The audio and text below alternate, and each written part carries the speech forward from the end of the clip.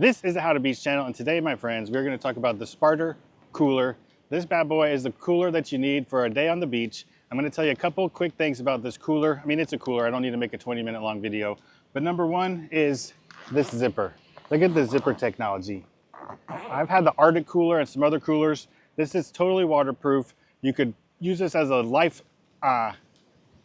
preserver if you fell off of your boat. Disclaimer, don't use this as a life preserver if you fall off of your boat and sue me. But this is totally waterproof, so it will float.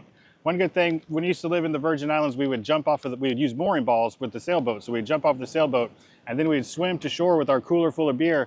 And when you have a waterproof cooler like this, it'll float. So you can have 12 beers in here plus ice and just leisurely swim to shore with this thing if you use mooring balls. But it is totally waterproof, and it's got this easy zipper technology, so you can easily open and close it. It doesn't take an army. The beer stays cold in there all day. It's got these nice little straps on the front so you can hook things to them. I always keep carabiners on there to keep important things like koozies.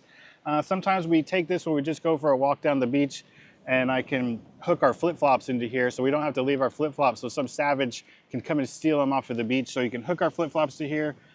And one of the really important things about a beach cooler, I can do a cooler video where I show you I leave this in my car for 5 days and the ice stays cold. But who cares when you're going to the beach for a day at the beach? There's a couple things that are important for a beach cooler. One, this super thick top. You can see how thick this is. When the sun is beating down on this thing, it's Florida, it's hot, I'm sweating. I do have a beach tent where my camera girl is leisurely standing in the shade under my beach tent. But if you don't have a beach tent, or if you're using this thing at a concert or someplace where you don't have shade, this extra thick top, I mean, the walls are thick too, but they're not this thick. The extra thick top helps keep the sun out of your cooler, keeping your cooler ice. And the other thing that is most important for a beach cooler that nobody ever talks about in their regular cooler videos, with a cheaper cooler with less insulation, as the sun bakes the cooler and the ice melts in the cooler, you get condensation on the outside of the cooler.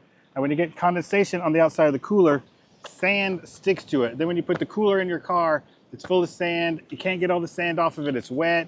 You try to rub it, your hand gets wet and sandy. This baby stays dry all the time. There's no condensation coming through here. So that is why you want to pay extra for your beach cooler. If you get a thin one with thin insulation, then the condensation goes through it and will get all wet and take all that wet, gross sand home with you. When you put it over your shoulder, wet, gross sand is dripping all down your back and stuff. So I've had it with backpack coolers where the backpack coolers will have condensation that drips down your back and get all sandy.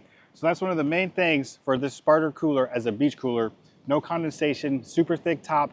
For a beach cooler, this is the guy that you want. I hope you enjoyed that video of the Sparter cooler. I want to point out all the videos I do are beach gear related videos. So even if it's a cooler, I talk about how it performs on the beach. So if you're looking for beach gear, this is the place for you. All of my videos are how these products perform on the beach. You don't want to watch a video about how this thing performs for a guy who went camping for a week in the woods. It'll hold ice for 5 days, but you don't need that on the beach. You need to know why you need these things for a beach. So that's what I do with all of my gear. All my gear review videos on this channel, because this is how you beach, my friends. And give me a big thumbs up if you like this video. Don't forget to subscribe to the channel. And if you like this video, if you're thinking about buying a beach tent like this one right here, or this beach tent over here, I just did a video on how these two tents perform. So go watch this video next.